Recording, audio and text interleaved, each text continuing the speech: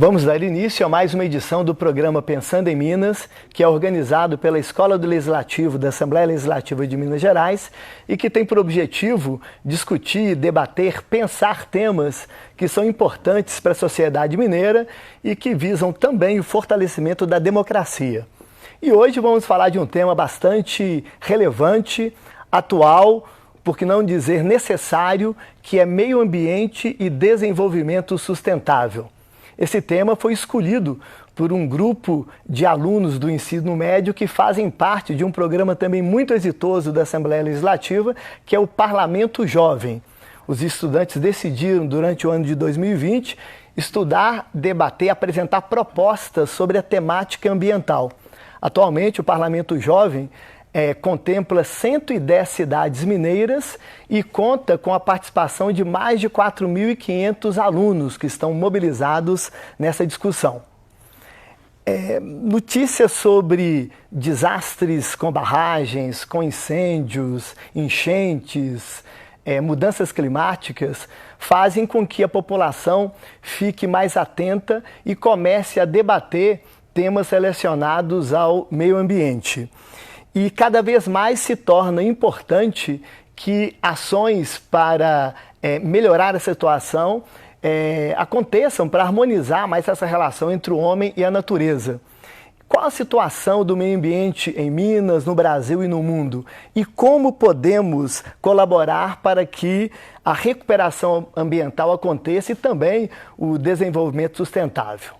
Bom, para falar sobre esses assuntos, estamos recebendo aqui hoje dois convidados especialistas nessa temática, o professor Dr. Apolo Eringer Lisboa, que é médico conferencista, ambientalista, idealizador do projeto Manuelzão, mobilizador social e formulador político.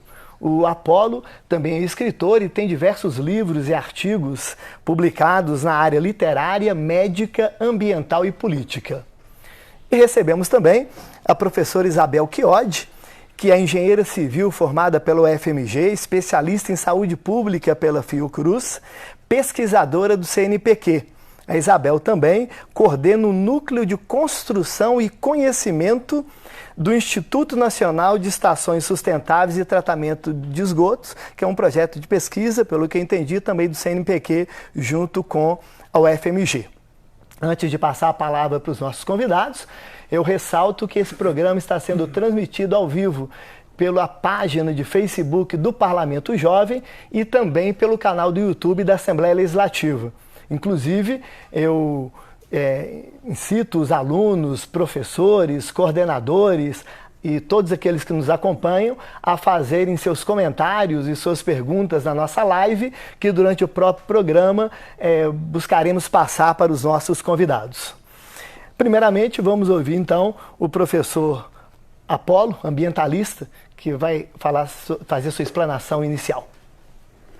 Bom, eu estou muito satisfeito de estar aqui com vocês, telespectadores, as pessoas que estão aí ligadas à TV Assembleia, aos jovens do Parlamento Jovem, a toda a população de Minas, para abordar essa temática tão importante que é a questão ambiental, que de uns tempos para cá está sendo mais levada a sério, né?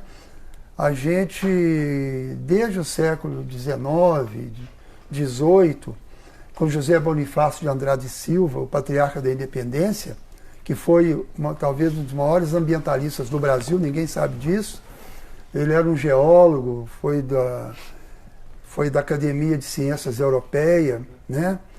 Um homem brilhante que combateu o desmatamento, combateu a caça à baleia no Nordeste. A baleia reproduz, ela vem lá do Polo Sul, sobe com um filhote, a cada 2 anos um filhote, e eles caçavam a baleia de uma forma perversa, matando ou ferindo o filhote, e a baleia não se afastava e era morta também. E ele foi um expoente da luta pela defesa das baleias e contra o desmatamento desde aquela época. Então, eu dedico a minha participação ao José Bonifácio de Andrade Silva, uma pessoa brilhante, de grande atitude ética e que é considerado o patriarca da independência do Brasil. o pessoal da área ambiental tem que saber valorizar essas pessoas, que isso nos dá um respaldo muito grande. Conheça a vida do José Bonifácio, né?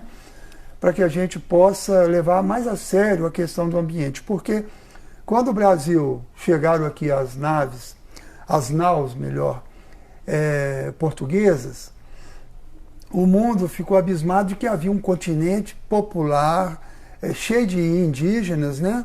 Que não era conhecido até então. É como se hoje você descobrisse um planeta habitado, né? Seria uma coisa surpreendente.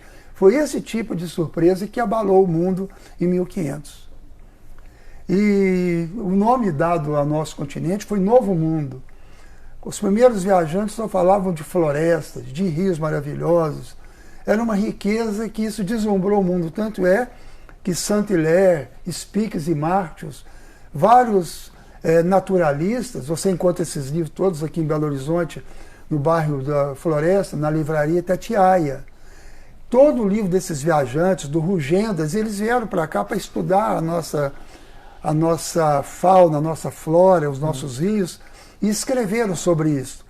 É impossível conhecer o Brasil se não começar por esses viajantes. E a gente sabe que eles só falavam coisas maravilhosas. Inclusive sobre os índios, sobre os escravos que estavam morando aqui, falando de como é que era a vida deles na África, como é que eles chegaram aqui. É um tesouro isso aí. E essas questões foram me aproximando da questão ambiental, porque eu, como médico, eu estava muito ligado a tratar as doenças, ver as pessoas. E mais tarde, eu juntei as duas coisas. Sou especialista em cólera, uma doença que provoca diarreia, vômito, que eu comecei a trabalhar com cólera na África. Eu trabalhei 5 anos como médico na África, na Argélia. Então, quando eu voltei para o Brasil na anistia, eu já tinha essa experiência. E quando começou a epidemia de cólera na América Latina, no Peru, em 91, eu resolvi voltar a estudar a questão que eu já tinha começado lá. Aqui não tinha ninguém que sabia nada disso. Aí fui convidado a dar entrevistas. O ministro da Saúde me botou numa comissão para ir ao Peru, para ver como é que estava a epidemia lá. Eu passei na Amazônia e resolvi fazer meu mestrado em Fortaleza, que foi uma epidemia de cólera. E a cólera vinha pela água dos rios, que eles jogavam esgoto nos rios e não tinha tratamento de esgoto. E as pessoas pegavam aquela água para cozinhar, para beber e tal. E aí deu uma grande epidemia. Aí eu comecei a articular a relação de saúde com a água dos rios, né?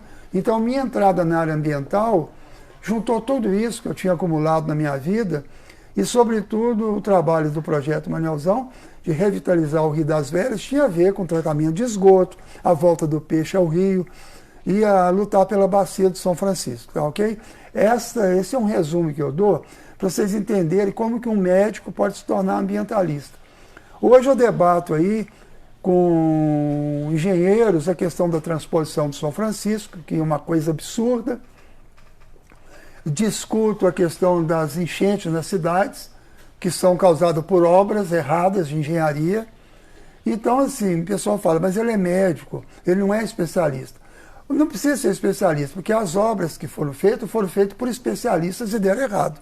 Então, a democracia permite que pessoas do povo possam debater qualquer tema, como economia, como educação. Por quê? Porque se os especialistas acertam, eles são muito respeitados. Se não acertam, dá o direito ao povo de dar opinião também. Eu queria dizer para vocês que eu descobri nessa minha vida de luta social e ambiental, porque eu comecei muito mais numa luta social que me levou para o exílio, e na volta que eu descobri depois a questão ambiental, que quando eu vejo empresas de mineração, agronegócio, indústria, sempre se referindo aos problemas ambientais como externalidades de um projeto econômico. Eu queria dizer que se tem externalidade, é o projeto econômico. O centro da vida e da política é a natureza. A primeira economia que surgiu no mundo, não existia ser humano ainda. É a economia natural. A economia natural é a fotossíntese que o sol promove com as primeiras bactérias, as primeiras plantas, as algas marítimas. E essas plantas, essa fotossíntese, que depende da clorofila e outros pigmentos, produz toda a matéria orgânica que nós conhecemos. Tudo era matéria inorgânica, eram rochas. A matéria orgânica surgiu toda da fotossíntese. E é uma coisa automática, o sol, a luz, e pega o gás carbônico, a água e produz frutos, produz madeira, produz todo tipo de alimento. Isso que alimentava os primeiros habitantes da Terra, né? Primeiro foram os vegetais, depois os seres animais. O ser humano foi um animal que surgiu bem depois. Então, essa é a economia natural ou ecológica. A economia que existe hoje, humana, ela surgiu com a cultura humana. Antes a humanidade era biológica. Eram seres que não tinham desenvolvido ainda a cultura, a literatura, a escrita, a música. A cultura humana, ela emergiu da biologia. Ela emergiu da história natural. E a história cultural criou a política, criou as universidades, a música. E entre essas coisas, criou a economia, né? Então, a economia atual, que produz tudo que a gente conhece, produtos manufaturados, né? Ela veio acrescentar um novo momento da história do planeta Terra. Porque antes da economia cultural já tinha manga, tinha mel, tinha leite, tinha frutos, tinha peixe, tinha tudo. Então não é tanta novidade assim. Aí depois vieram os automóveis, os aviões, a caneta, veio o óculos, né, a medicina. Mas isso não pode negar o conhecimento primitivo que foi da história do ser humano. Então a economia não pode negar a ecologia. A economia não pode negar a economia natural. Porque como a gente considera, né, o planeta Terra um paraíso, como era o Brasil, quando os portugueses chegaram aqui, isso é que é o Jardim do Éden. O Jardim do Éden, que é uma lenda bíblica, é o planeta Terra, não é um localzinho qualquer lá no Iraque, não. O Jardim do Éden é o planeta Terra, essa maravilha. E o ser humano, ele não só saiu do Jardim do Éden, como ele começa a destruir o Jardim do Éden, e ele começou a ter uma atitude hostil com os animais. O ser humano, ele se perverteu ao ponto de botar fogo, de fazer guerras, e se separou e construiu as cidades. E criou um antagonismo da cidade com o meio ambiente. O tempo todo, e é isso que nós temos que rever, né? Então a questão ambiental que nós vamos discutir aqui hoje, ela exige uma outra visão do mundo.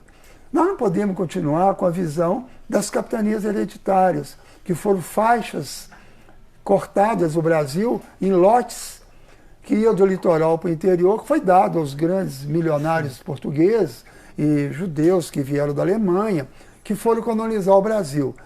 Hoje, nós estamos vendo que essa divisão do território incoerente dividiu montanhas ao meio, dividiu bacias hidrográficas ao meio, dividiu tribos indígenas, ela não respeitou o que existia aqui. Então, é muito importante que a gente comece a rever toda a política ambiental do Brasil. Primeiro, que não é uma externalidade, ela é o centro da vida e da política. A economia tem que se adaptar à ecologia. Não é possível que em Minas Gerais, por exemplo, a gente não consiga o respeito ao meio ambiente e que qualquer empresário, qualquer federação da indústria ou federação de agricultores, eles têm mais poder e influenciam mais o governo do que, por exemplo, os cientistas, biólogos que estão discutindo a questão ambiental. Segundo ponto é que nós temos que mudar a concepção de território. Você não faz gestão ambiental por município. O Parlamento Jovem tem que levantar essa bandeira. Os municípios são territórios incoerentes com o meio ambiente. Ele divide bacia no meio, ele não respeita os biomas, não respeita o território. A verdadeira divisão territorial já estava pronta quando a gente começou a existir no planeta Terra. São as bacias hidrográficas. As bacias hidrográficas e os biomas, eles já existiam antes. Então, as bacias hidrográficas é o que a gente chama de estado natural. Você tem o estado natural da Amazônia, o estado natural do São Francisco, o estado natural da Bacia do Prata. e você tem o estado natural da bacia do Rio das Velhas, e as subdivisões, né? Você tem afluentes do Rio das Velhas, como o Rio Jaboticatubas, o Rio Taquaraçu, você pode considerar como pequenos estados naturais. Você tem o São Francisco, tem o estado natural do Paracatu, do Urucuia, do Rio das Velhas. Então você vai subdividir o Brasil em bacias hidrográficas e você pode fazer uma gestão política, administrativa, respeitando o território natural. Não é mais dividir o estado de Pernambuco, antigo, da Bahia, por causa do Rio São Francisco. Pelo contrário, as duas margens do Rio São Francisco são a mesma bacia hidrográfica do São Francisco. Como é que você divide o território pelo rio, se o rio é resultado dos dois territórios, da água que vem dos dois lados? Você vê um erro absurdo que mantém até hoje. Então, essa revisão, a reforma territorial do Brasil, ela é mais importante que essas reformas que o governo está querendo aprovar, de qualquer maneira, violentando até direitos do povo. A reforma da administração pública começa da reforma do território. Nós precisamos modificar, num prazo aí de 20 anos, 10 anos, começando agora, para que os territórios administrativos sejam por bacia hidrográfica. E uma questão que está muito debatida, eu vou encerrar essa minha participação agora inicial aqui, é a questão das enchentes, do aquecimento, do clima. Olha, a segunda causa mais importante de aquecimento global, eu não estou dizendo que o aquecimento global só depende do ser humano, ela depende também de questões astronômicas, de a órbita do planeta, isso tem que ser melhor discutido. Mas o aquecimento global, a segunda causa que existe hoje é desmatamento. E o Brasil é a primeira causa do desmatamento. E em outros países, a principal causa é a queima de combustível fóssil, de indústria, com carvão de pedra, carvão mineral, petróleo, óleo diesel e gás. Então você vê que os países do norte, mais industrializados, a principal causa é a queima de combustível fóssil. Por quê? Porque esse combustível estava enterrado há milhões e milhões de anos, lá embaixo no chão. Foram antigas florestas e animais que foram soterrados por terremotos, por rupturas de continentes, e aquilo sob muita pressão lá embaixo no fundo da terra, muito calor, virou petróleo. Se você tira aquilo que já estava enterrado e que já havia sido reequilibrado com outro carbono, porque o carbono é que mantém a temperatura para a gente viver. Se não tivesse carbono, não teria vida na Terra. Esse carbono que foi retirado de lá e queimado, concentrado nas grandes cidades, ele está desequilibrando, porque era um carbono que já estava fora da conta antes. Então, nesses países tem a Greta, que é uma líder, uma jovem, um exemplo, lá dos países nórdicos, da Suécia, né, onde tem a Dinamarca também, a Noruega, eles são líderes desses movimentos, é um povo bem civilizado. Ela está tendo uma repercussão mundial e até estranho, né? Você pensa bem, quantas pessoas de grande destaque na área ambiental não têm essa audição que ela tem, não tem esse público. Então, assim, é o interesse dos países mais industrializados, os ambientalistas, de colocar na ordem do dia a questão ambiental da questão da queima do combustível fóssil. Mas nós aqui no Brasil temos que dar as mãos para a Greta, convidá-la para vir aqui e mostrar que no nosso país o problema principal é o desmatamento, não só da Amazônia. O cerrado brasileiro foi completamente destruído, mais da metade já foi destruído, igual aconteceu com a Mata Atlântica, que só não sobra nem 10%. Estão destruindo a Amazônia, o Pantanal. Então nós temos no mundo uma divisão internacional do trabalho injusta, e nós temos uma agenda própria do Brasil, da América Latina, que não é a mesma agenda da Alemanha nem dos países nórdicos. Então nós temos que juntar, fazer uma agenda unificada internacional da luta ambiental. Porque nós não podemos ser Maria vai com as outras, porque a gente está aqui no Brasil, tudo que surge nos países do norte, industrializados, a gente acha que é superior. Não são. Nós temos que integrar o mundo, nós temos a nossa contribuição e nós temos que criar um movimento ambiental unido, articulado, integrado, não apenas seguir uma liderança como o do Al Gore, que por mais respeitável que seja, foi vice-presidente dos Estados Unidos, candidato à presidência, é um líder do Partido Democrata e tem lá seus interesses econômicos. E o que é que eles fizeram nessas COPs? Eles estão criando a questão do crédito carbono, eles continuam produzindo poluição e dão dinheiro para as pessoas virem plantar eucalipto aqui, plantar cana aqui no Brasil, muitas vezes desmatando a nossa floresta nativa. Então eles estão financiando a destruição e o desmatamento aqui. E o atraso que os países ricos mantêm na África, a segunda causa de desmatamento no mundo é tirar madeira para cozinhar. Aliás, a segunda causa de aquecimento é o desmatamento. E a primeira causa de desmatamento no mundo é tirar lenha para cozinhar. São pessoas pobres que tiram lenha para cozinhar. E o país do norte, os países mais ricos, são responsáveis, porque eles colonizaram a África, colonizaram a América Latina, colonizaram a África. E essa colonização, ela tem um saldo aí que gerou até o problema de imigração lá para eles. Então nós temos que rever toda essa história da humanidade e a questão ambiental é a chave da mudança de mentalidade do mundo. Ela está no centro da história, ela não é apenas uma externalidade. Muito bom. Agradeço aí essa fala inicial de contextualizar mesmo, mostrar como que nós, como brasileiros, né, podemos inserir nesse debate.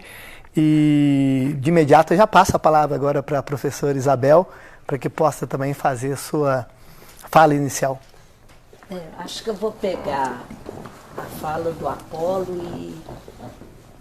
Bom, o que nós, essa geração nossa, está deixando para esses meninos que estão chegando?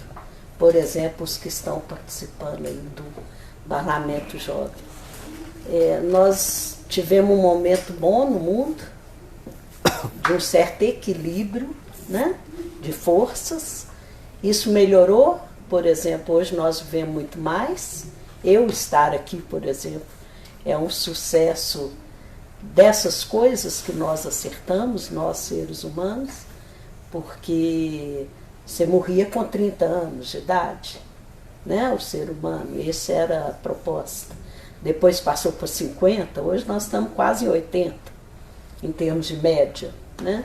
Então, eu vou falar assim para essa moçada que está chegando. Quer dizer, nós trouxemos muitas coisas boas, mas como disse o Apolo, tem um centro de questão aí que chama desequilíbrio. E o desequilíbrio ambiental é promovido por um desequilíbrio muito mais amplo. Como é que nós organizamos a nossa sociedade? Como é que nós organizamos o nosso trabalho? A quem serve a minha engenharia? Né? Eu sou engenheira tem 30 anos. E a quem serve a engenharia, a própria medicina, a ciência em geral, que tem tantas coisas boas, que já deu tantas coisas boas à humanidade. Ela serve, muitas vezes, a interesses definidos e externos.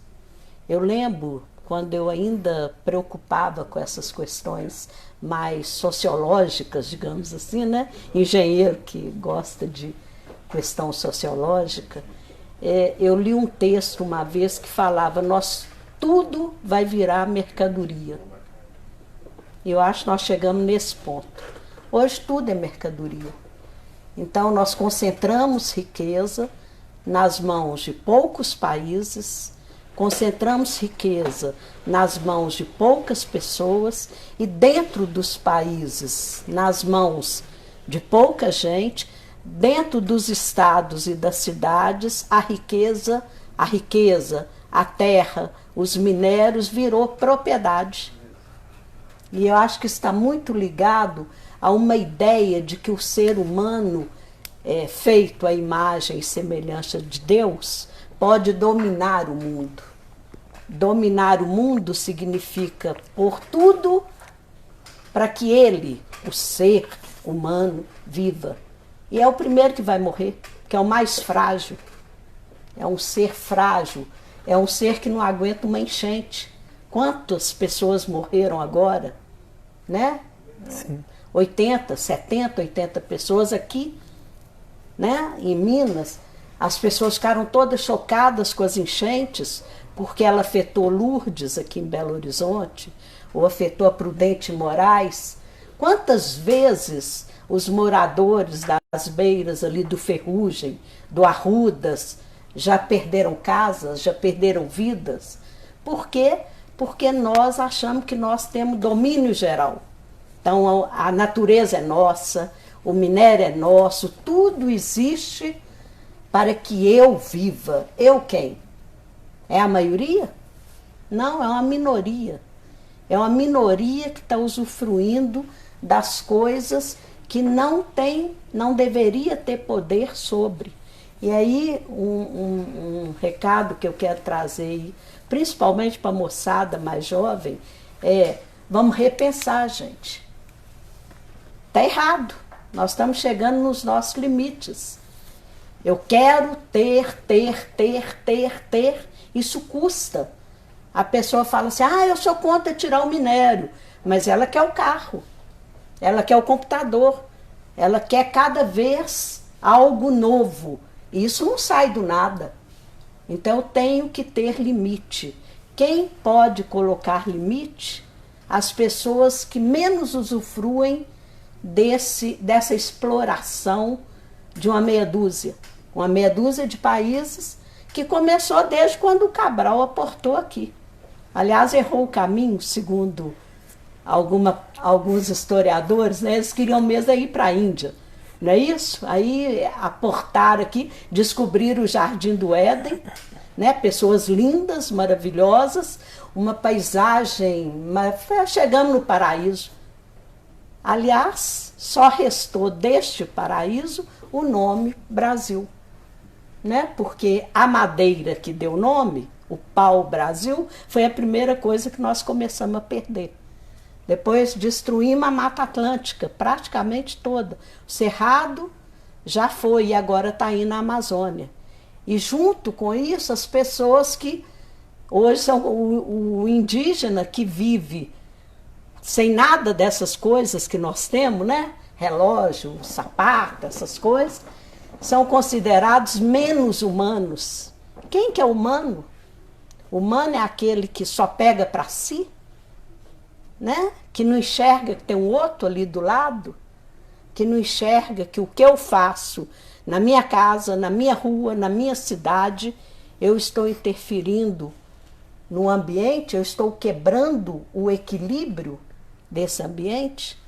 E quando eu compro, agora eu tenho que trocar meu celular, porque meu celular não é mais de última geração. Ele era 2G, passou para 3G, 4G, 5G. Atrás daquela troca constante, eu estou gerando resíduo constantemente. Eu estou tirando coisas da natureza harmônica, como disse muito bem o Apolo, né?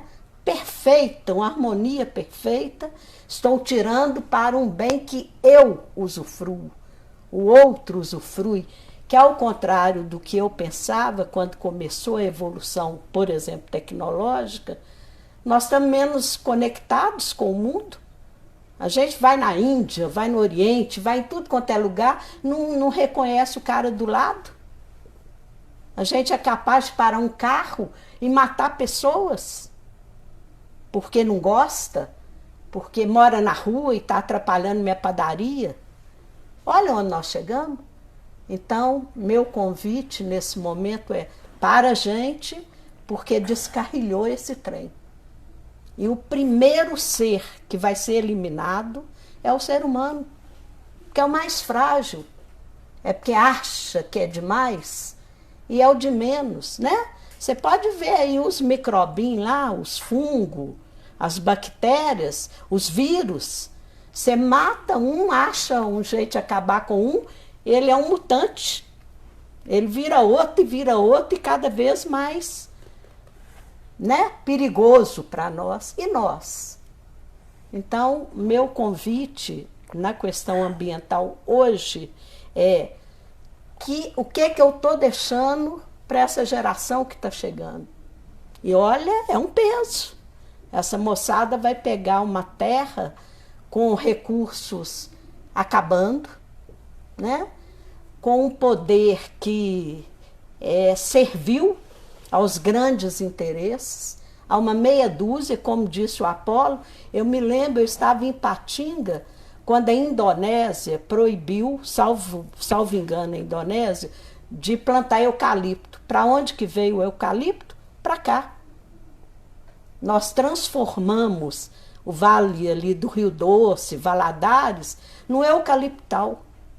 E o que é o eucalipto? Por que ele interessa? Porque em 5 anos essa planta está pronta para virar alguma coisa que dá dinheiro para meia dúzia que planta. Por quê? Porque ela puxa água, ela seca pântano. Então é ótimo, porque uma árvore bacana da Amazônia, as que permanecem, demora 30, 40, 50 anos. Então eu descobri uma árvore que em 5 anos está pronta para eu vender. Então eu encho de eucalipto. E aí o que eu faço? Eu faço lençol e cada vez mais lá para baixo. Por quê? Porque senão vai acabar. Porque puxa aquela água toda. Então, esses exemplos, a mineração mesmo, né? Tem quantos anos que nós fazemos só isso? Soja, mandamos para fora. Aí o que nós estamos acabando? Com as veredas do Guimarães Rosa. Vereda é o que não tem mais, porque eu só tenho plantio de soja e para ter plantio daquele jeito para dar dinheiro, eu tenho que usar agrotóxico, não é isso? E muito, para dar rápido, para virar dinheiro e mercadoria. Então, o que me importa? Depois a gente arruma. Ah, isso é coisa de ambientalista. Não é assim, Apolo? Apolo deve ter ouvido isso muitas vezes. Ambientalista quer o quê? Quer ficar abraçando árvore? Não, nós queremos que o ser humano sobreviva. Nós queremos ter equilíbrio. Nós queremos que uma pessoa não morra de fome, enquanto a outra come caviar e joga metade do caviar fora. Eu quero que seja mais distribuída a renda, a propriedade, os bens e protegida a natureza. Porque sem essa natureza equilibrada, o ser humano, o ser mais frágil que existe, está fadado a desaparecer da Terra. Porque nós não resistimos. Um aumento de clima, um coronavírus parou o mundo. O mercado, eu nunca vi um sujeito, porque mercado parece gente, né? Você ouve na televisão, fala, o mercado está nervoso. Eu falo, gente, para mim só ficava nervoso, eu fico nervosa, Apolo fica, você fica, mas mercado nervoso? Mas fica, né? Aí aumenta, diminui. Aí quem ganha, ganha, e quem perde, perde sempre. Então, eu enchi minha cidade de prédios, tampei tudo de asfalto. O que eu fiz com si? Canalizo, né? Não é fácil canalizar rio. A engenharia, a minha engenharia, nossa, eu fui de um tempo na escola que nós tínhamos a Nossa Senhora do Concreto Armado. Oh. Que nos proteja a Nossa Senhora do Concreto Armado, porque eu queria grandes obras, sabe aquela coisa? Eu fui criada como profissional para fazer grandes intervenções. Onde? Na natureza. Quais são as intervenções? Eu domo o rio. Ninguém doma rio. Você canaliza ele aqui, ele dá problema antes ou depois. Você enche ele de esgoto, lixo e terra, o que vai acontecer?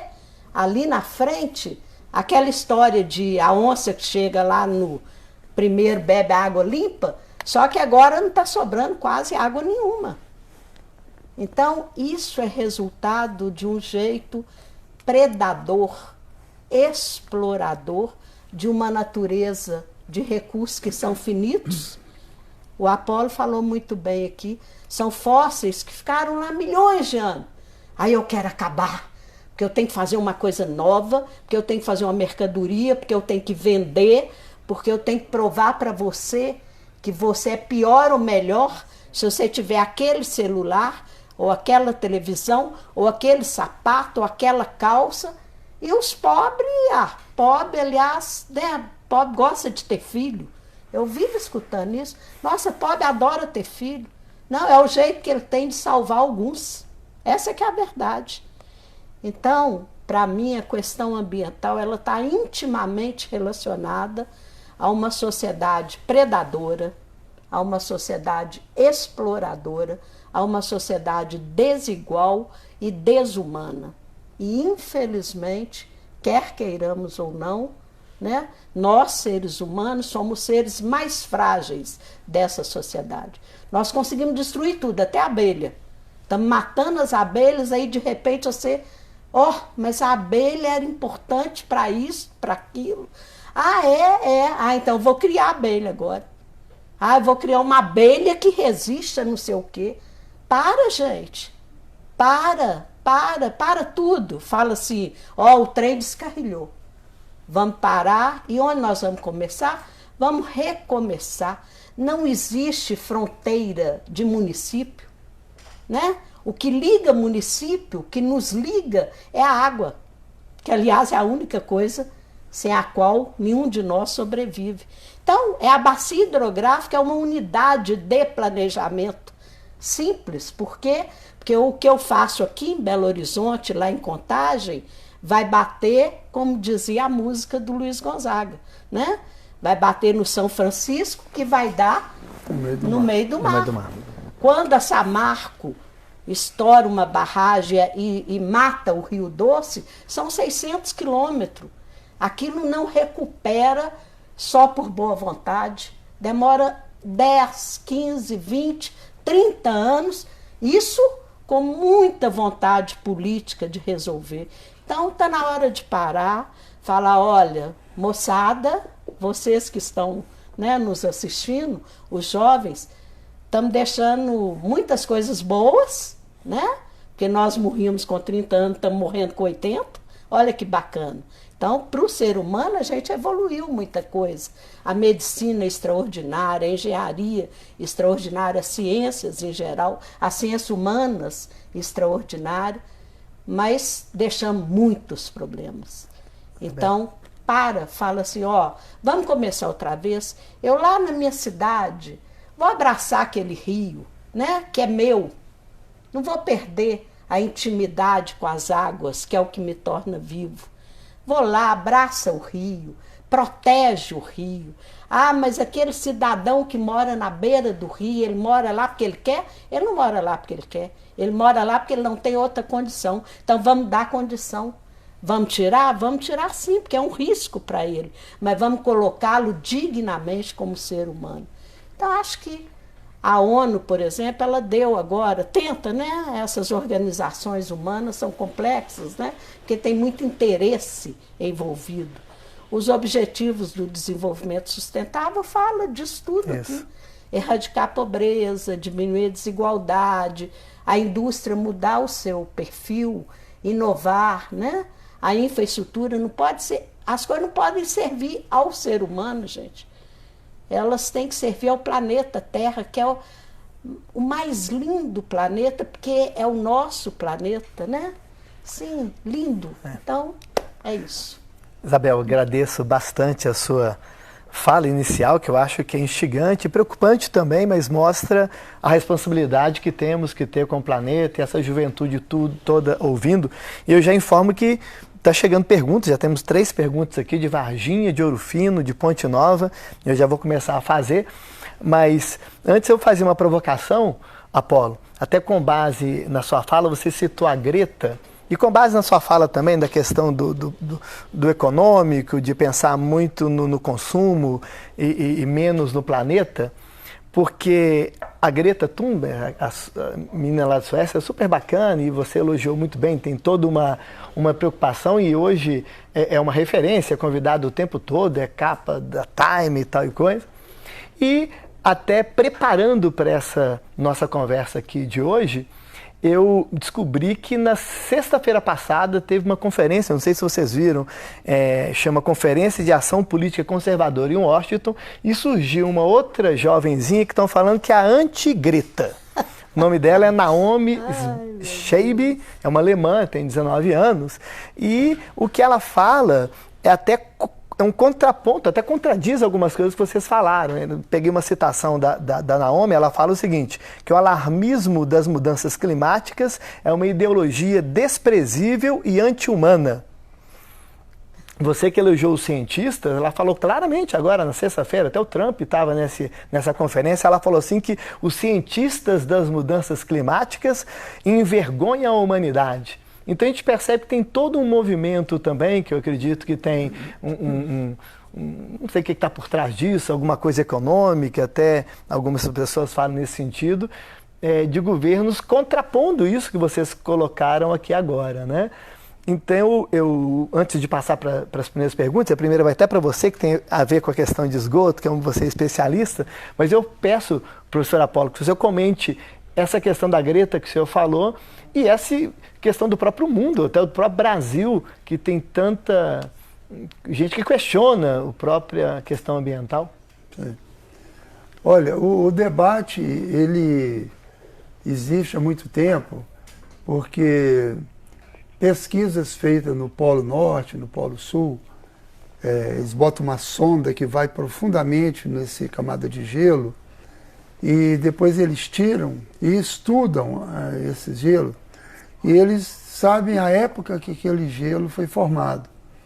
Então tem épocas em que houve uma diminuição de temperatura e outra época que aumentou a temperatura. O planeta tem modificações ao longo da sua existência. Isso está ligado a uma pequena inclinação do eixo da Terra, trepidação do planeta tem em relação a ver com Lua, com o Sol. Então são questões complexas que a ciência está estudando e nós temos, por exemplo, claramente comprovado que teve época que o gelo derreteu, teve época que formou-se muito gelo. Então isso promove um debate, porque ninguém questionava essas questões. O que passou a existir atualmente será que o ser humano, com a agricultura, com a indústria, ele é capaz de promover mudança no clima da Terra? Essa que é a discussão. Tem gente que acha que o ser humano, por mais que ele desmate, por mais que queime petróleo, ele não consegue afetar o clima da Terra.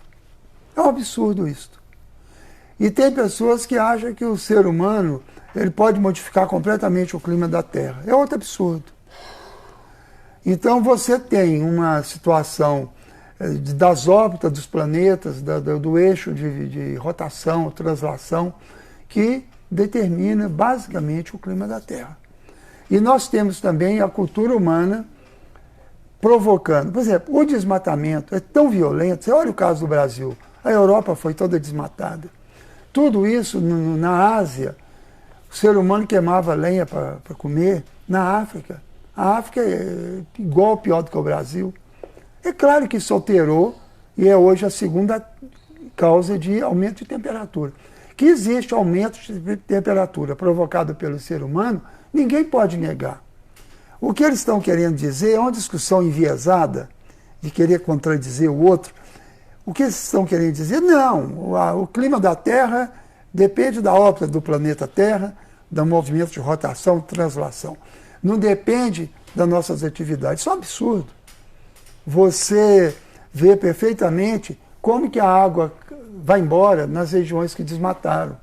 Você tem uma região que tinha muita água, por exemplo, o caso das veredas, né, que é o verdadeiro oásis que temos no Cerrado. Na medida que eles desmataram, a água acabou. Sim. Na medida que botou fogo na vereda, queimou toda a matéria orgânica que era uma esponja, e tudo isso foi embora a água, não nasce mais. Então a água não fica onde ela é maltratada. Onde você desmata, a água vai embora. Ela vai ficar no planeta Terra, ela vai para o mar, ela vai para outra região, vira gelo, ela está circulando. Mas o que segura a água na Terra são os ecossistemas. A morada da água é a Terra. Por exemplo, se eu vou construir um bairro, como foi o bairro São Bento ou Belvedere, e a prefeitura autoriza tirar 100, 200 caminhões em cada prédio que vai fazer, 300 caminhões. cada casa tira 10, 30 caminhões de terra, terraplanagem. Toda essa terra saiu dali e foi para onde? Para onde foi essa terra? Quando chove na região, não tem mais aquela terra para a água se hospedar.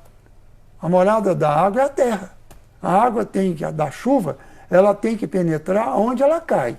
Se ela cai no meu quintal, tem que ser ali. Se ela cai na fazenda, tem que ser ali. Eu tenho que fazer tudo para dificultar o escoamento da água, para a água infiltrar. Aí as nascentes todas vão ter muita água o ano inteiro. Se tem que desmatar, eu tenho que fazer uma casa, eu tenho que compensar. Essa área foi impermeabilizada, eu vou fazer pequenas obrinhas que eu mesmo faço para a água infiltrar. Tem uma técnica muito importante, você está numa fazenda, está numa rua, e está provocando enxurrada, tem alguma coisa errada. Então, abraça a enxurrada, construa com pequenos pedaços de pau que você corta lá no mato mesmo, forma um abraço para segurar aquela água, bota pedra, trança galho de árvore, planta ali um pé de milho, uma árvore frutífera. Daí 1, 2 anos, quando a água chegar ali, ela vai parar. Ela vai parar ali por 1, 2, 3 horas, a terra vai toda assentar e vai passar um pouco de água filtrada ali, sem tanta energia. Aí 10 metros embaixo você faz de novo. Então você pode conciliar. Você faz com que a água fique na fazenda. Aí a cisterna da fazenda vai ter água e a lagoa vai ter água o ano inteiro. E essa terra não vai para dentro do rio, assorear o rio. Então todo mundo pode fazer isso, não precisa de trator, não precisa de fazer barragenzinha com trator, que precisa do motorista da máquina, precisa de óleo diesel, às vezes a fazenda está a 40 quilômetros, a prefeitura não tem dinheiro. Isso pode ser feito em mutirão pelas próprias pessoas. Então nós precisamos de ter uma relação amigável com a chuva, com a natureza, e precisamos parar de querer dominar a natureza com concreto, porque nós não conseguimos vencer a natureza. Nós precisamos de ter uma relação amigável, porque tudo que tem na natureza pode ser a nosso favor.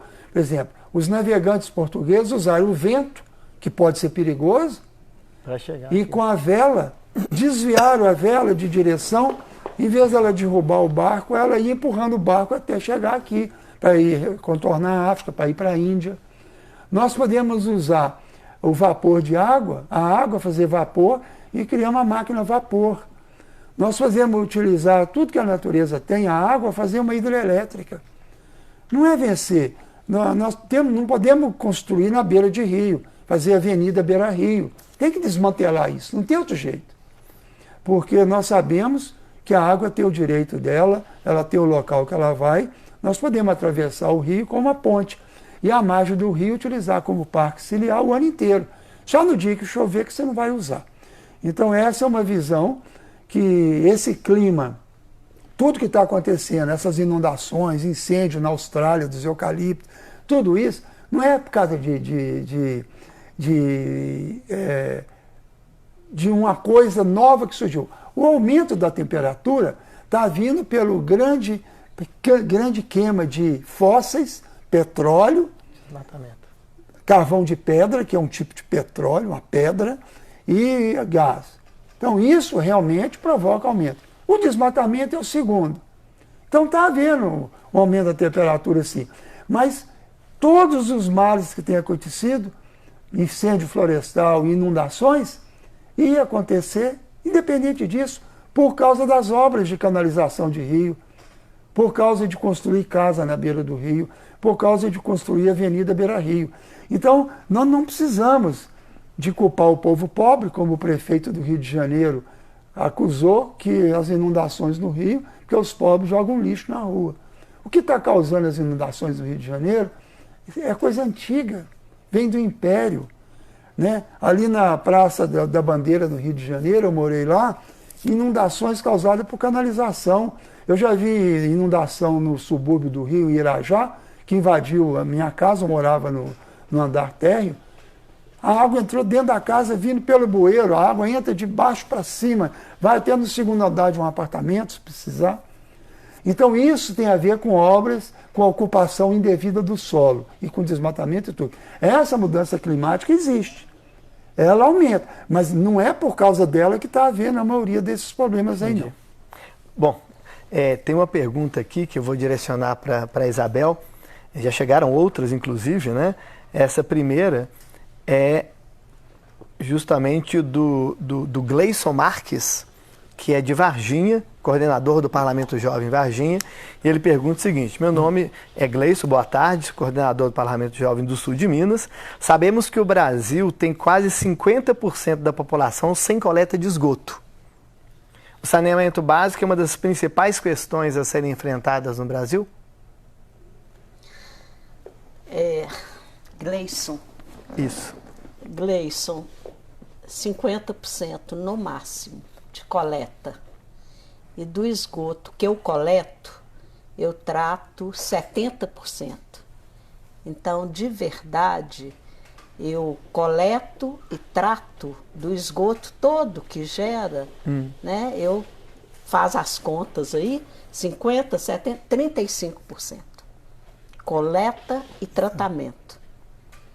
Uma parte é coletada e outra parte nem coletada é.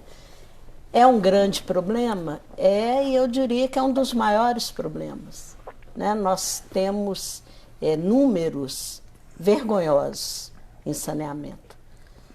Na questão de esgoto, principalmente, mas também na questão de resíduo e na questão das águas, chamadas águas pluviais, que são as águas de chuva, né?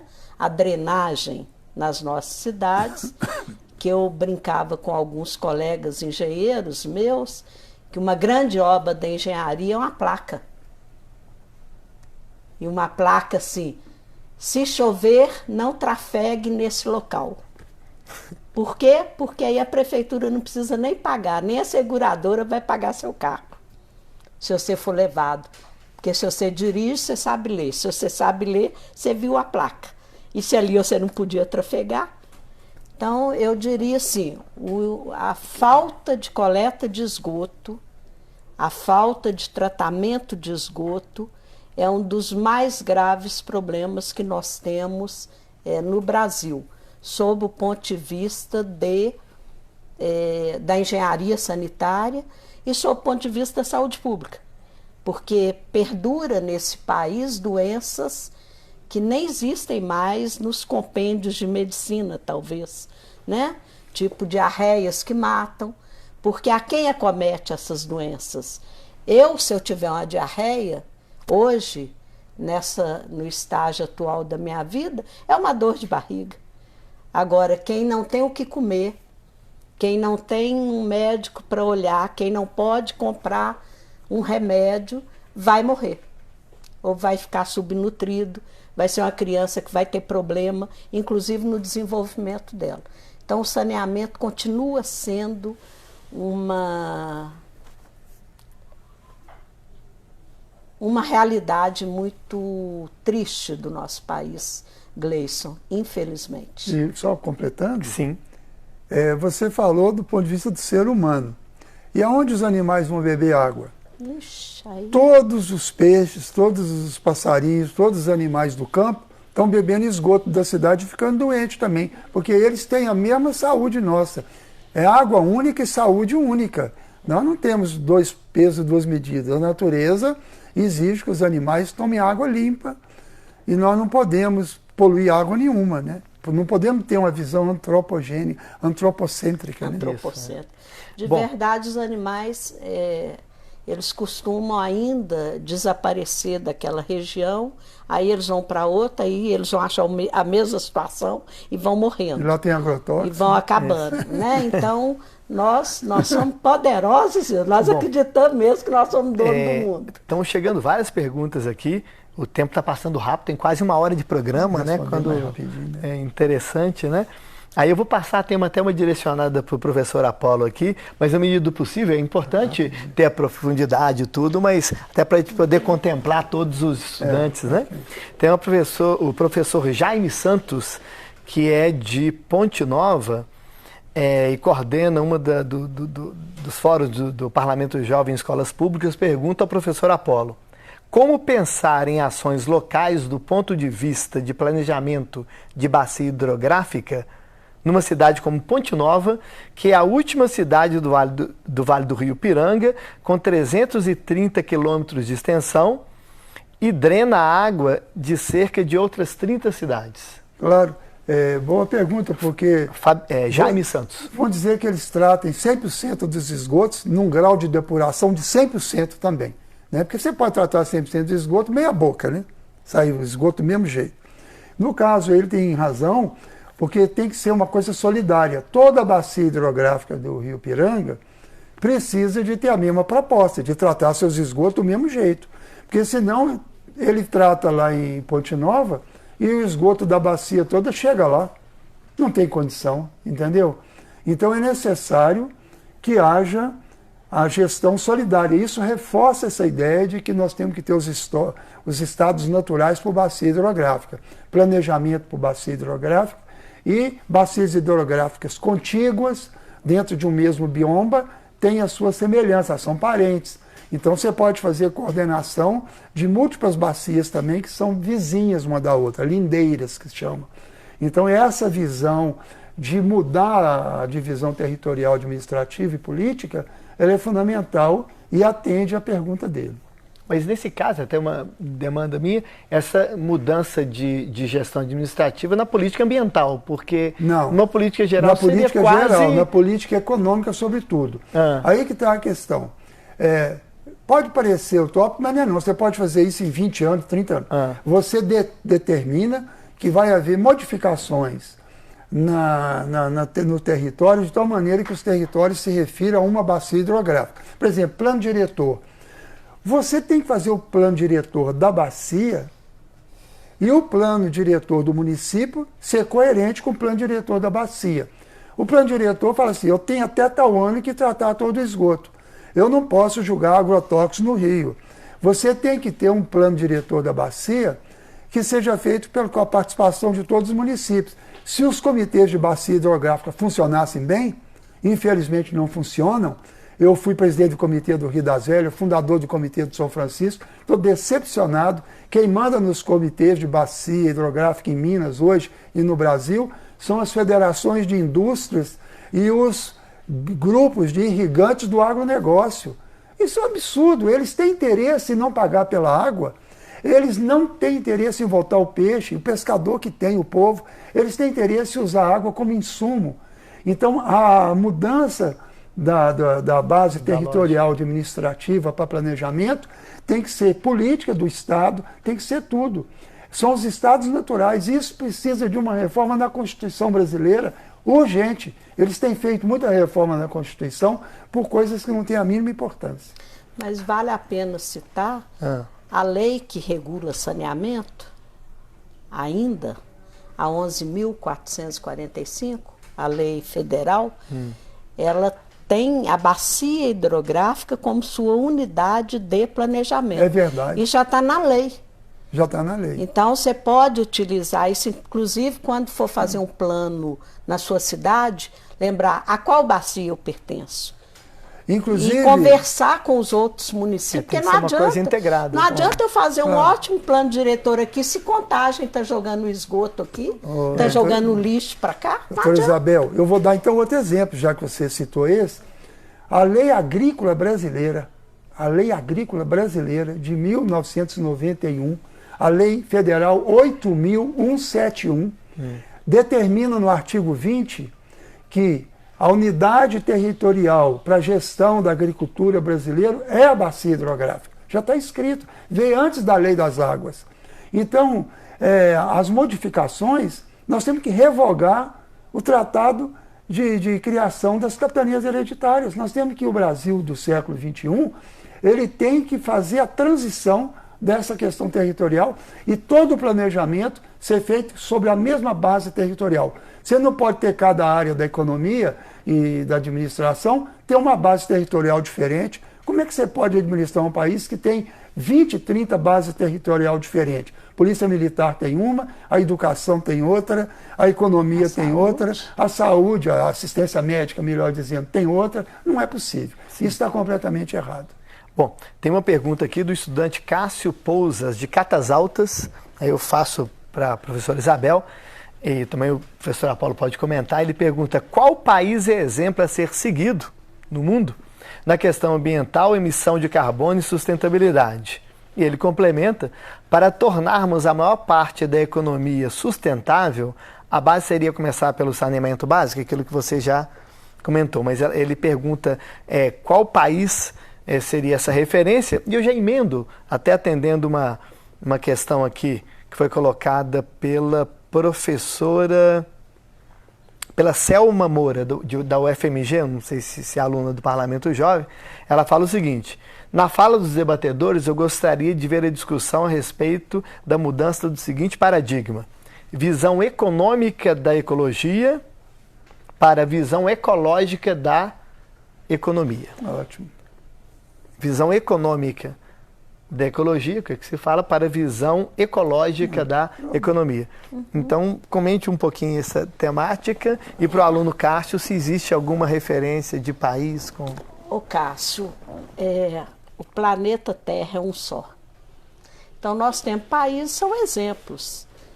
Por quê? Porque estamos nós aqui, o quintal desses países, está a África ali, quintal desses países. Então é muito fácil. Eu não planto eucalipto na Escandinávia, na Noruega. Eu planto eucalipto no Brasil.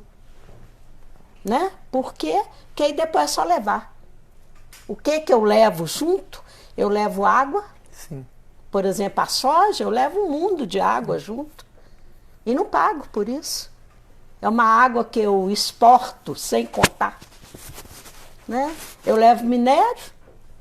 Eu tenho um mineroduto que leva minério com água 400 quilômetros. Isso é uma afronta, é estapafúrdio.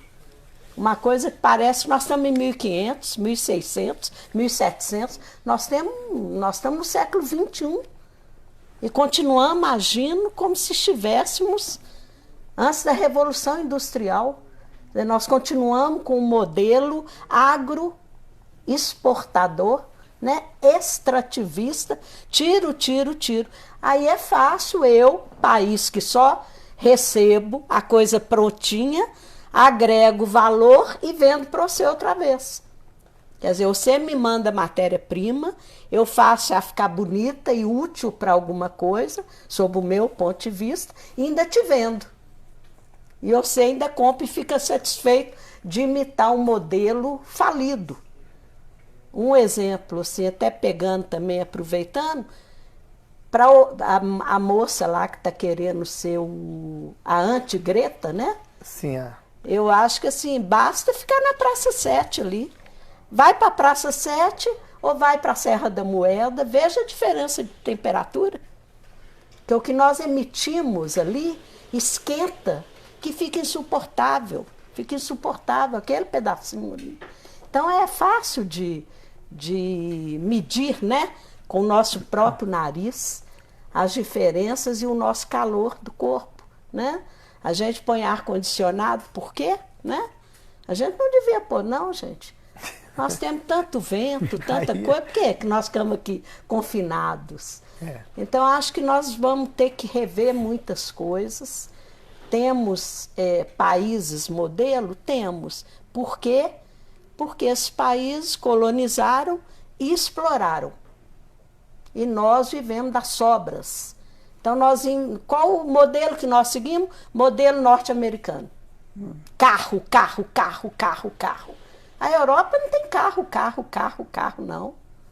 A Europa tem metrô, que funciona, tem pista para andar, para bicicleta, e uma outra grande avenida. Nossa, é o contrário. A pessoa mora num barranco e quer asfalto, porque tem uma cultura de que com o asfalto ela vai parecer melhor do que é. Porque o povo é tão pobre no nosso país, tão marginalizado, que às vezes tem um celular, né? É sinal de que ele está quase igual àquelas pessoas. Então ele nem pensa muito nessa questão do consumo. Eu quero asfalto, aí é uma ribanceira. Aí eu ponho asfalto, o que vai acontecer na primeira chuva? A velocidade aumenta, a impermeabilização diminui, Aí o carro dele vai ser o primeiro que não vai conseguir subir. Bom será se não for levado pelas Pela águas. chuva, né? Essa questão do qual país modelo me lembra um pouco a República de Platão, né? República utópica. Você pode imaginar. Eu prefiro imaginar o planeta Terra como um país só. Mais ainda, eu prefiro imaginar o município Terra, a Terra como um único município. Porque a globalização, ela tem uma ideia bacana que sempre existiu. O Jardim do Éden é o planeta Terra. Então, o planeta Terra, ou ele todo tem uma política sustentável, ou não tem como. Porque nós produzimos alimento barato aqui, e o pessoal da Europa, dos Estados Unidos, come carne, alimentos baratos que vêm do Brasil, café do melhor, e nós vendemos à custa do trabalho escravo, desmatando tudo, cobrando a água. Quando a água fica cara aqui, é porque as mineradoras usam a água e não pagou por ela, eles não pagam pela água.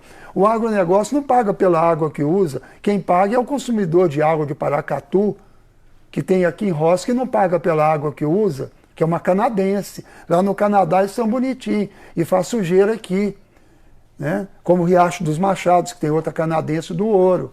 Você tem as mineradoras exportando em mineroduto minério, e eles não pagam por essa água. E tem apoio da FIENG, tem apoio dos deputados e apoio do governo estadual. Eles não pagam pela água. Quando faltou água aqui por causa do acidente das mineradoras, aumentou a nossa conta de água aqui da Copasa no estado inteiro, principalmente na região metropolitana. Nós pagamos mais pela água porque ficou escasso, pela lei da oferta e da procura, aumentou o preço da água.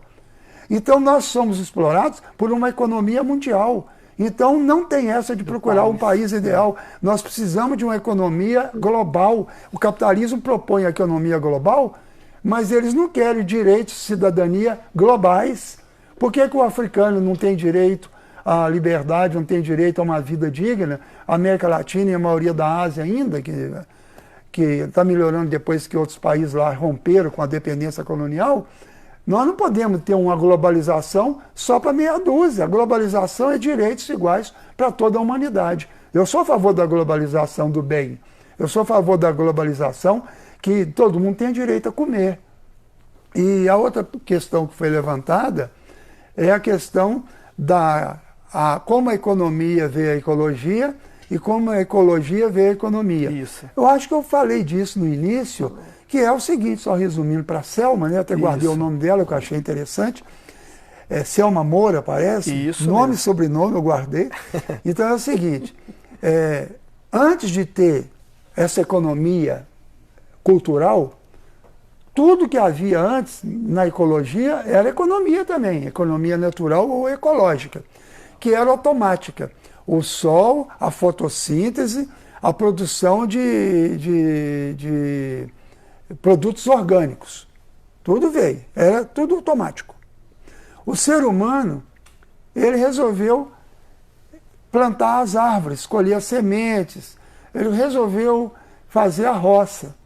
Depois ele extrapolou e começou a fazer monocultura. A monocultura não é uma herança da economia ecológica, é uma deturpação. A monocultura é um crime contra o planeta Terra.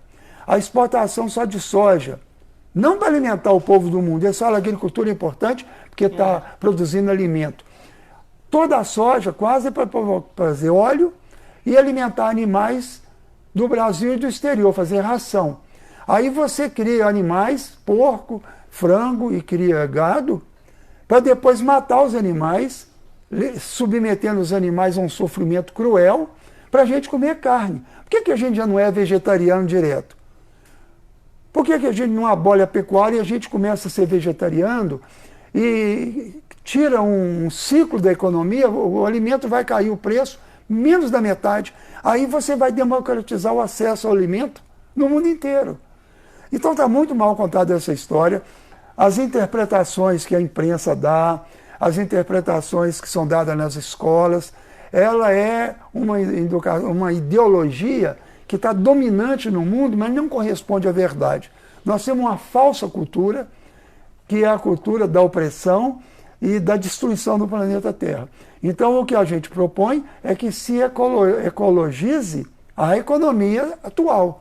para que ela seja igual à economia natural e que o ser humano reconsidere sua relação com a terra, que o grande pecado da saída do Jardim do Éden não foi transar.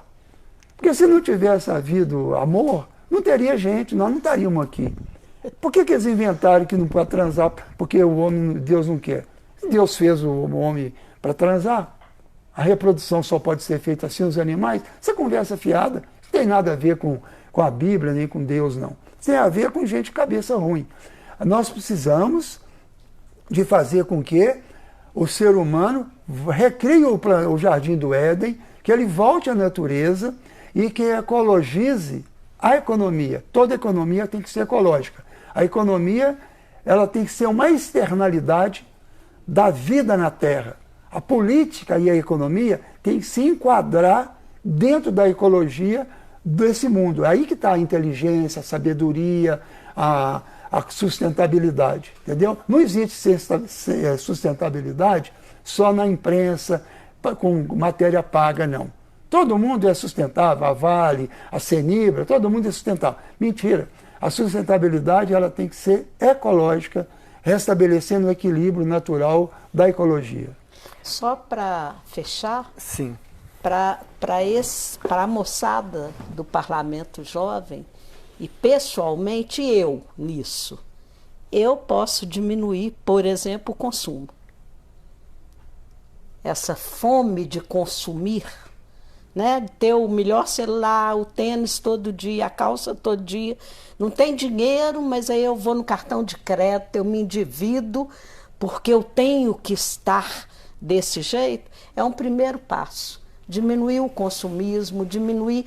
Tudo virou mercadoria? Não. Tudo não é mercadoria, não. Não é mercadoria, entendeu? O meio ambiente é fundamental para a vida. Não é para ficar servindo para plantador de soja ou criador de gado ganhar dinheiro e mandar as coisas para fora e poluir tudo. E a poluição dá câncer, produz doenças, mata os animais, mata as abelhas, está matando os animais aí, as abelhas, está matando nossos filhos também, matando todo mundo. Então a poluição não agrega valor, ela é destruição total, né? E é impressionante que até a doença ela é aproveitada. Você sabe quanto mais doente tem, mais hospital, mais ambulância, mais cirurgia, mais medicamento, maior o PIB. Então, assim... Bom, estão chegando aqui várias perguntas e nós já estamos com 1h15 de... Aí tem também os remédios, tá? Também, né? Para o menino que perguntou sobre o esgoto, tem também um monte de remédio que nós tomamos, hormônios, é uma coisa que nós estamos pesquisando lá na universidade, porque isso vai para o tratamento não trata isso no esgoto, aí isso vai para a água, aí volta para o C da cidade da frente, no abastecimento de água, a estação de tratamento de água não trata isso, então nós estamos tomando remédio, querendo ou não querendo, direto ou indiretamente. Bom, mais uma pergunta aqui, lembrando que já estamos com 1h15 de programa, ou seja, o tempo está voando quando o assunto é importante e bom, né? Então a gente já está quase que caminhando também para o final, né? Mas eu vou fazer uma pergunta, tem várias aqui. No caso, o estudante Luiz César, coordenador do Parlamento Jovem de Córrego de Bom Jesus, ele faz uma contextualização seguinte: se tomarmos a revolução cognitiva, a corrida há 70 mil anos, e verificarmos que a evolução caminhou no sentido de destruição do habitat, estamos fadados ao autoextermínio irremediavelmente. Ele fala assim, né? Depois ele pergunta, como conciliar desenvolvimento com sustentabilidade? Eu até lembrei daquilo que se fala que uma boa gestão tem que ser ecologicamente correta, socialmente justa, economicamente viável, culturalmente diversa, né? Então, como conciliar desenvolvimento e sustentabilidade com ecologia, né? Pode responder rapidinho? Pode, claro. É o seguinte, eu acho que a história é um aprendizado. Então, nós estamos precisando de mudar a mentalidade. Hoje nós temos condição de informação, troca de mensagens, leituras, qualquer coisa que você pesquisa na internet. A humanidade ela tem que mostrar que aprendeu com a história e que nós aprendemos com os nossos erros e que esses erros estão nos levando à autodestruição. Nós estamos destruindo os animais, que são nossos companheiros de viagem, destruindo a flora. Nós estamos destruindo coisas maravilhosas. Então, eu acredito, sim, na possibilidade que esse aprendizado nos leve a uma regeneração e a gente tenha uma vida melhor no futuro. Eu acredito muito nisso. Hoje já existe a globalização, a humanidade está se integrando. Vamos virar um município no Jardim do Éden, usando a tecnologia para o bem. A tecnologia é muito boa, televisão, o celular, tudo isso pode ser usado para o bem. Vamos fazer uma agricultura orgânica, vamos modificar, vamos consumir menos. A doutora Isabel coloca muito bem a questão socioeconômica, né? Socioambiental, está tudo ligado. Hoje em dia só há conhecimento se for transversal, se ele não for segmentado. Hoje você não pode separar engenharia de medicina, de economia, de sociologia, de educação física, de caminhada, de medicina, está tudo ligado. Realmente eu acho que nós temos que... O grande salto, digamos assim, que a humanidade deu, né, depois da Revolução Cognitiva, que o nosso coordenador fala, foi a Revolução Industrial, né? Foi no século XVIII. E trouxe muitos avanços e muitas melhorias, assim como a Revolução Tecnológica. O que nós temos que fazer é, nós habitamos um lugar comum, uma terra comum. Seres humanos, animais, plantas, todos nós temos responsabilidade. E só vai mudar se nós compreendermos que os nossos recursos são finitos, eles não são infinitos, não brotam do nada e estão acabando. Então eu tenho que parar, estamos saindo do trilho, refletir. Pensa e fala o que eu posso fazer, o que a minha turma pode fazer, o que a minha cidade pode fazer, porque se cada um falar, mas é o Apolo que tem que resolver, é o Alexandre que tem que resolver, e eu faço o quê? E aí envolve todo mundo, sim. Governos, todos os governos, os comitês não funcionaram como sonhávamos, vamos mudá-los. Vamos mudá-los. Vamos parar de ser conselheiro como profissão. Vamos parar de ser não sei o que como profissão. Profissão é engenheiro, jornalista, médico, pedreiro, eletricista, bombeiro. O resto, você está. Eu estou secretário, eu estou deputado, eu estou, né? Eu não sou. Eu sou essa profissão básica aí que você tem na escola ou na vida. Então, vamos ser solidários, vamos olhar para o outro, vamos sair do nosso mundinho, porque é muito fácil você botar lá no Instagram, né, ou no Facebook, a revolução do mundo. Difícil é mudar seus hábitos. Sim. Então, comece por aí, né, incentive, discuta, cobre das autoridades, cobre da universidade, cobre dos organismos que você sustenta, direto ou indiretamente, participe, porque ou a gente faz isso, ou mais dia, menos dias, nós vamos descobrir que difícil vai ser voltar a ter vida plena aqui na Terra. Só fazendo uma correção, porque senão o aluno vai... O coordenador vai brigar comigo. A última pergunta que eu fiz, na verdade, são duas pessoas diferentes. A pergunta de como conciliar desenvolvimento e sustentabilidade é justamente do Luiz César. Mas a consideração inicial, que estava tudo juntinho aqui, que eu falei que era uma contextualização, era uma consideração de uma outra pessoa, do Miguel Canguçu Alves, que é coordenador do PJ em Fronteira dos Vales. Opa. E que ele fala justamente da revolução cognitiva, e que ele fala se estamos fadados ao autoextermínio, né? E eu acredito até que na fala dos dois, né, o professor Apolo, quer dizer, a esperança está aí. Eu acredito que foi atendido, né? Foi. Eu vou fazer mais uma pergunta para cada um. A esperança é a chama que nos alimenta. Senão a gente nem estaria aqui, né? Umas Bom, 2 horas tentando conversar sobre as possibilidades. Bom, eu vou fazer mais uma pergunta para cada um e depois a gente caminha para o encerramento, né? Tem uma pergunta aqui do aluno, do estudante Guilherme Moreira dos Santos, de Catas Altas, que ele fala o seguinte: existe algum método mais sustentável do que jogar nosso esgoto tratado nos rios? Se existe, qual é o método e quanto tempo demoraria para ser implementado em nossas cidades? Ele seria viável a longo prazo ou precisaria de manutenção constante e de reparos? Você poderia, talvez, ir para a Isabel? Algum método? A primeira coisa é a gente tem que coletar o esgoto, né? Porque o esgoto, entrou água na sua casa, no comércio, na indústria, você gera esgoto. E da água que entra, né? Você gasta ali, consome 20% mais ou menos, e o resto vai ser transformado em esgoto. Seja na pia, no chuveiro ou no vaso sanitário. Que às vezes a pessoa acha que esgoto é só o cocô e o xixi. Não, a pia também faz parte, né? O banheiro, lá, a máquina de lavar ou o tanque.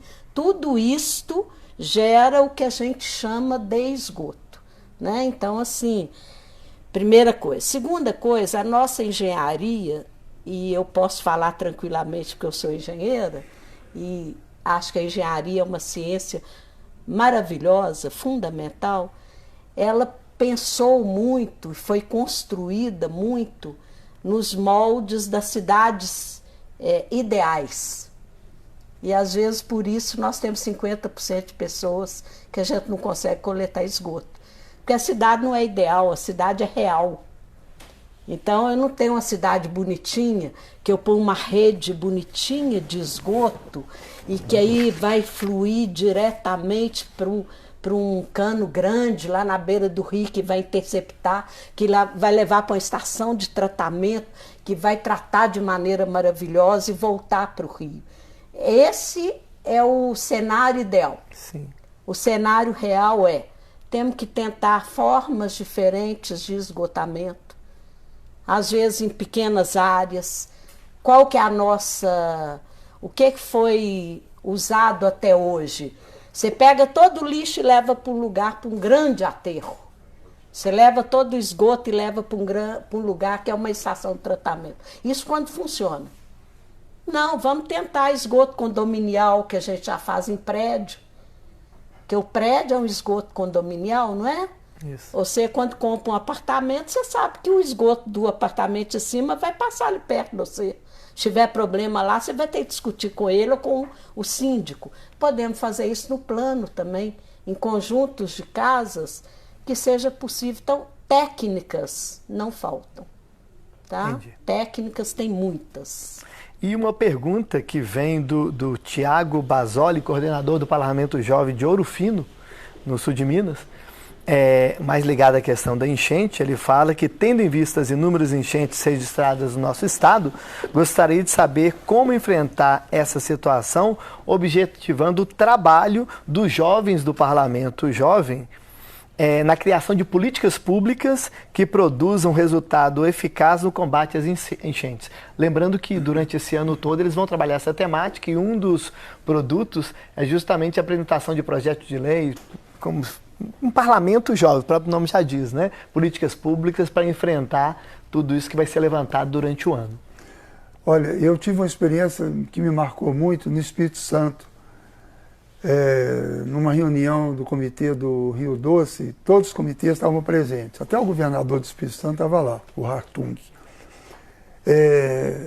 Eu não queria ficar no hotel, eles me pagaram até para ir lá. Eu falei, gente, que mordomia danada. Eu falei, não, eu quero trabalhar independente da palestra que eu fiz. Todo dia de manhã eu saía às 5h30, 6 horas da manhã e ia para uma das cidades do bacia hidrográfica do Baixo Guandu. E eu reunia com o pessoal do departamento de obra. Eu pedi para reunir com o peão de obra, o peão da secretaria. Eu reunia com ele, tomava café, reunia com eles até 10 horas. Depois reunia com as professoras da área ambiental. Só depois que eu voltava para a cidade onde estava sendo reunido, eu fiquei muito feliz. Olha, Eu aconselho os jovens que estão aqui participando, que procurem o pessoal operário, pessoal muitas vezes que não tem estudo, que trabalha em departamento de obras. Transformem esses companheiros nossos brasileiros, inteligentes, que têm experiência, nos ambientalistas junto com vocês. Vão tirar o ambientalismo da elite, um grupo de elite que tem uma linguagem que ninguém entende. Vamos trabalhar com os operários que cuidam das estradas vicinais, nas roças, que é a maior fonte de assoreamento dos rios. Vamos trabalhar com eles que fazem poda. Poda é uma coisa que tem que ser estudada melhor. Vamos trabalhar com eles limpeza de rio. Você não pode limpar o rio agredindo o rio, botando máquina lá dentro. Aquele leito do rio foi formado em milhões e milhões de anos e tem que ser respeitado. Vamos trabalhar, quando tiver uma chuva forte, um vendaval, vamos trabalhar sobre lidar com isso. Não deixar, não permitir que se construa mais nenhuma rua, nenhuma avenida beira-rio. Toda a avenida cruza o rio como uma ponte. As ruas podem chegar numa avenida e a avenida vai e atravessa numa ponte. Toda a beira de rio tem que ser parque ciliar. Não, você não tem ideia que os índios, uma aldeia indígena, morreu porque houve inundação nos rios no meio dos índios. Os índios já entenderam isso.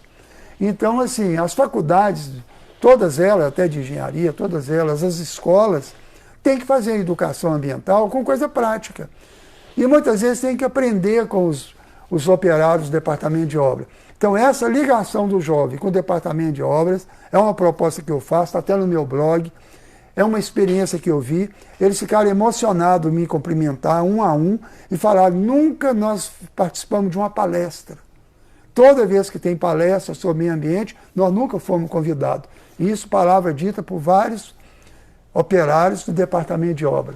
E muitas vezes o engenheiro, o chefe, ele não tem uma alegação legal de participar junto, de explicar. Ele acha que aquele conhecimento dele é um conhecimento muito difícil, que o cara não vai entender. Aquele cara é inteligentíssimo.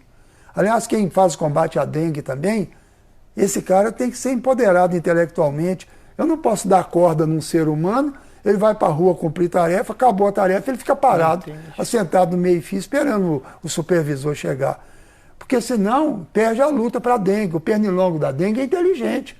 Foi Deus que fez o pernilongo da dengue. Ele não fez burro, não. Ele botou inteligência. Tanto é que a dengue está vencendo o ser humano. Ah, só uma sugestão. Eu aconselho todo mundo ler o melhor texto que eu já vi sobre meio ambiente, que é do Papa Francisco, Laudato Si. Essa encíclica do Papa, a Casa Comum, é uma coisa maravilhosa. A maioria das pessoas falam e nunca leram. Nem os padres leram. É impressionante. Tem que ler. Ele tem que ser, talvez, indicado como uma referência para o parlamento jovem. A leitura. Eu, se tivesse grana, eu ia fazer um concurso sobre a Laudato Si para todos os estudantes de Minas Gerais e dar como prêmio um carro e uma bicicleta e uma viagem para conhecer a Greta lá na Suécia.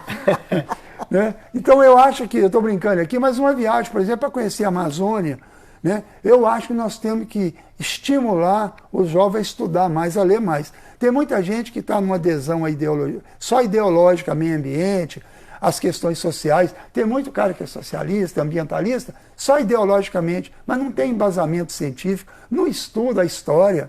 O conhecimento da história é fundamental. Sim. Eu começo aí então com a Laudato Si do Papa Francisco. Eu agradeço muito aí a sugestão. Certamente os estudantes que nos assistem agora e que vão acompanhar toda essa discussão durante o ano vão levar isso em consideração.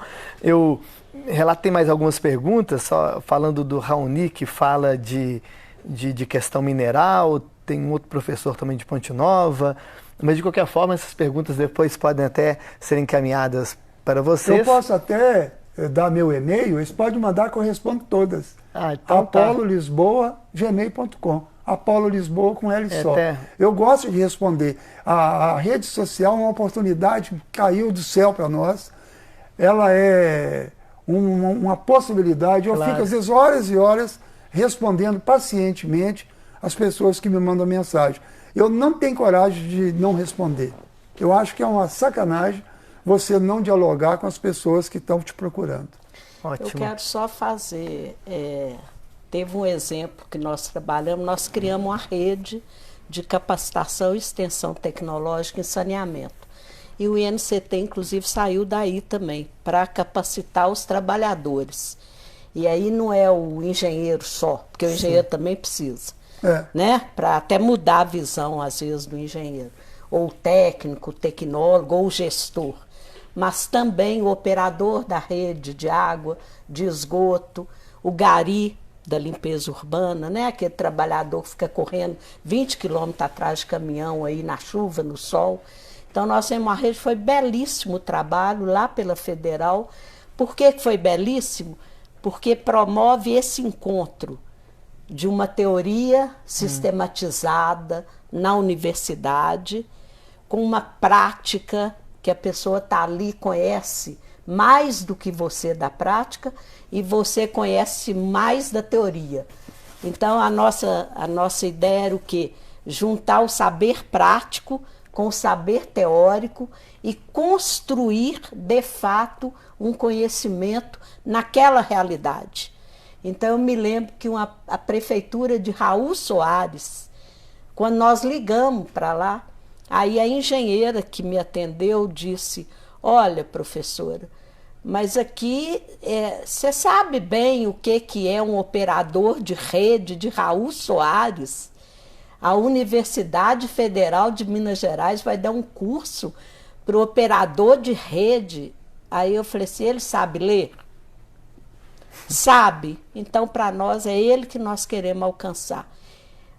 Nós ficamos muito emocionados, porque ele foi na oficina, a gente chamava de oficina, ele foi, virou uma referência na região, ficou deslumbrado porque ele aprendeu um monte de teoria e falou um monte das coisas que ele sabia fazer, que ele sempre fez, melhorou o fazer dele, melhorou a nossa teoria e virou uma referência para nós. Então, esse encontro é fundamental com os jovens, entendeu?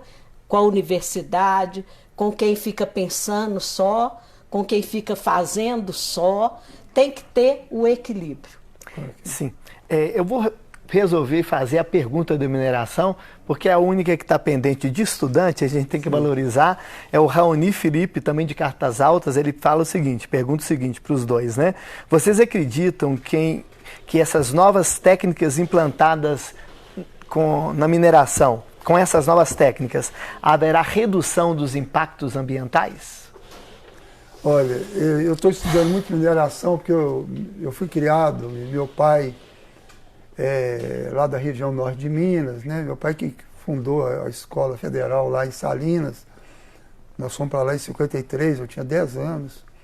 E então está se instalando lá perto uma empresa chinesa para produzir minério de ferro, com mineroduto para ir para Ilhéus, 480 quilômetros.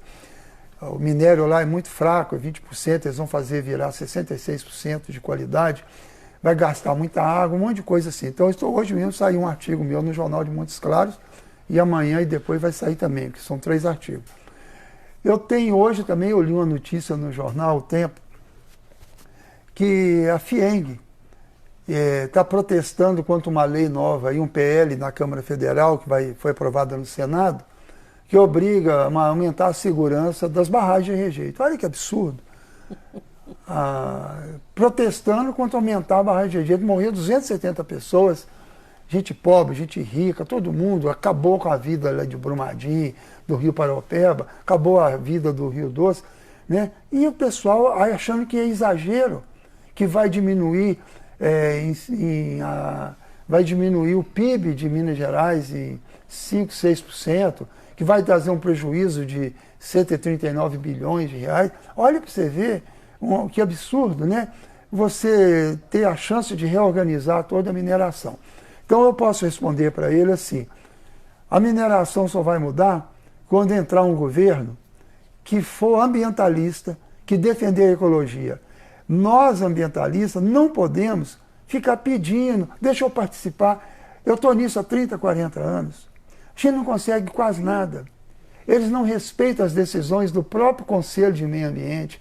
As empresas que tiveram o problema lá no Rio Doce, elas estavam irregulares, elas não respeitaram. Tinha secretários de meio ambiente que estavam fazendo coisa errada, tanto é que vários estão respondendo a processo para ser preso. Então se trata de um abuso muito grave. Então eu queria dizer que a mineração vai continuar do jeito que está, fazendo coisa errada e matando gente, vem fazendo isso desde a época do Tiradentes. E só vai mudar o dia que o Brasil mudar. O dia que a mineração mudar é porque o Brasil mudou também.